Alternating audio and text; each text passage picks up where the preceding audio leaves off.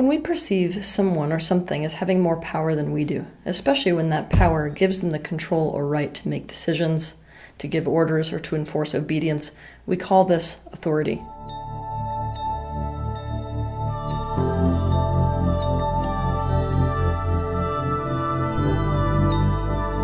Encountering authority automatically makes us aware of our vulnerability, and the way that we react to authority directly reflects what our experience has been when we've been in that vulnerable position before.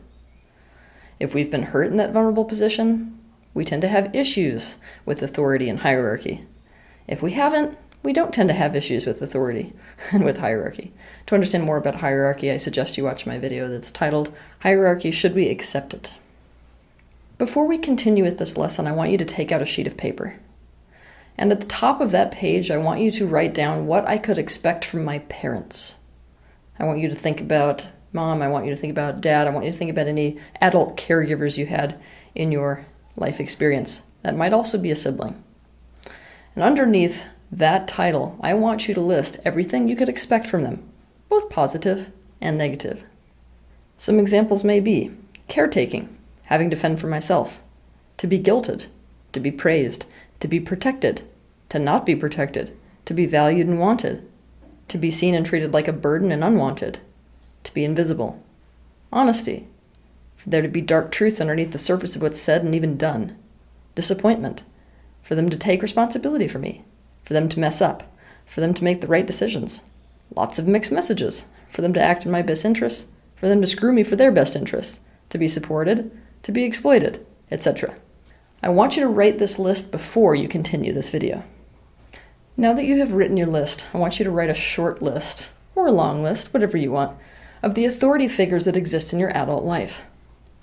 For example, the president, the monarchy, the government, someone with higher social status, someone with more knowledge, your boss, coaches, Teal Swan, any other spiritual leader, your professor, your doctor, policemen, corporate executives, etc.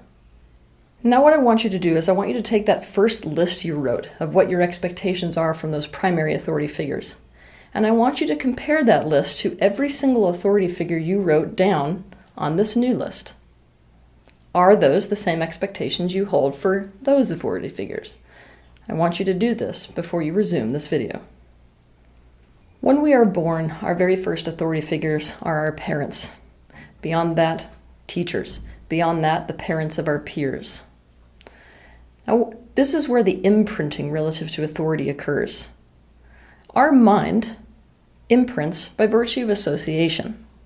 So whatever we experienced in those early relationships in terms of what to expect with them and what our actual feeling about authority is, has to do with exactly what happened in our childhood. What happened with those primary authority figures.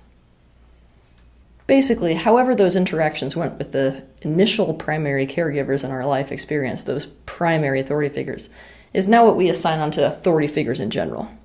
And this is where we start to become incredibly unconscious. To understand why people are having such drastically different reactions when they're met with authority, all you have to understand is what I've just taught you. That they're understanding it through the lens of their experiences they've had up to this point with authority. It's coloring the way that they see the experience in and of itself. This process that I'm describing is actually called projection. If you want to understand more about that, you can watch my video that's titled Projection, Understanding the Psychology of Projecting. For example, in response to this most recent COVID-19 crisis that we all find ourselves in, let's look at people's reactions. Somebody who grew up in a household where they could expect their authority figures in their life to take care of them, where they could expect them to capitalize on their best interests, where they could expect them to know better and to actually use that knowledge to make the best choices, would say something like this. Right now, we need to trust that our president knows exactly what he's doing. We definitely need to rely on him to know the best way out of this. We need to trust him at a time like this. On the other hand, let's say that somebody in their childhood experienced an oppositional type of a relationship with the authority figures in their life, one that was flavored with distrust, a parent where they really couldn't trust that parent to capitalize on their best interests. You're going to hear something more like this. My God, that president, all he thinks about is lining his own frickin' pockets, regardless of the cost to the average citizen. May God have mercy on us all. If what you are wanting is truth and clarity, it lies beyond projection, no matter what that projection is. So, we have to consider that if we are in this modality of projecting, where we take our associations and assign it onto whatever the future might be or whatever the situation at hand is today, meaning taking our childhood experience and projecting it onto what's happening in the current reality in our adult life, then we may be missing the picture. What I mean by this is, we may be perceiving malintent where malintent does actually exist. Or we may be perceiving malintent where malintent actually doesn't exist and somebody's benevolent. To the opposite, we may be perceiving positive intention, benevolence, where it doesn't actually exist. Or to the opposite, perceiving benevolence where it does actually exist. Any four of those options could be the potential. Those of us who were more fortunate in our childhood experience relative to authority figures will tend to project positive onto situations where it doesn't actually exist. Whereas people who experienced more negative associations with their primary authority figures in childhood will tend to project more negative than actually exists. I also have to say that human beings will argue viciously for the correctness of their own associations and the validity of them. Now, perhaps the most ultimate authority that we all have in our lives is what many people call Source, God, or the universe at large. So what do? Yep, this circumstance is no different. We take that primary association we had with our authority figures in childhood and assign it to the ultimate authority of all. We project those expectations onto God or Source or the universe itself. This has serious implications. I mean serious implications. Both ways, actually, but let's just talk about implications if you had an adverse type of a relationship with your primary authority figures. It means that you will 100% feel like the universe is against you. This also has serious implications if you had an unpredictable parent, because you're going to be extra confused.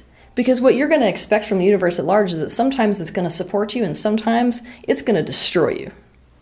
Let's look at one positive thing that might be negative. If you're in this projection mode because of associations in your childhood and you had a parent that really took responsibility for you to the degree that they never actually asked you to take responsibility for yourself so you could expect them to carry you through life, instead of owning your own personal power, you're going to expect the universe to just carry you through.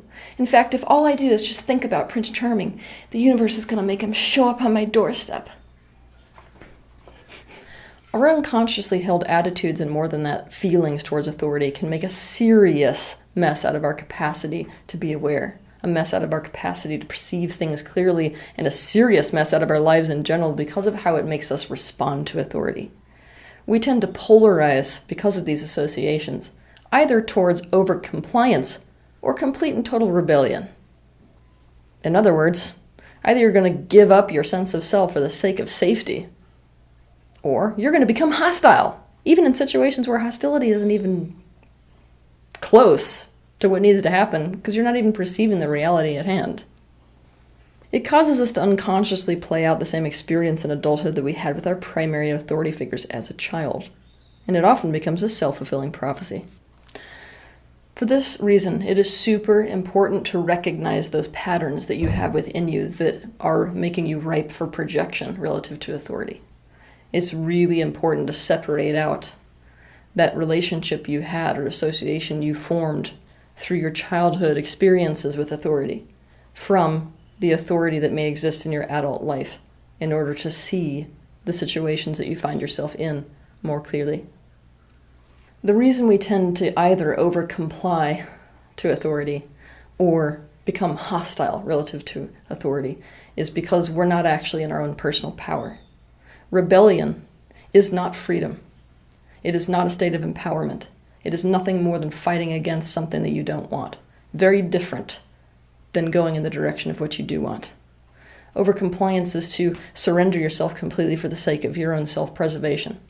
It is making safety the single most important thing in your life and dropping every other value by the wayside.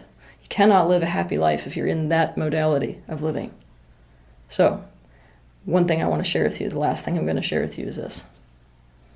The more empowered you are, The more access you have to your awareness of your own free will, the more squarely you stand in a place of choice, the less issue you will have with authority. Have a good week. If you liked this video, be sure to share it, like it, and also subscribe to my channel so you can see more content like this. But I want to personally thank you for taking the initiative and having the bravery to step into the space of awareness, not only for yourself, but for the benefit of those around you.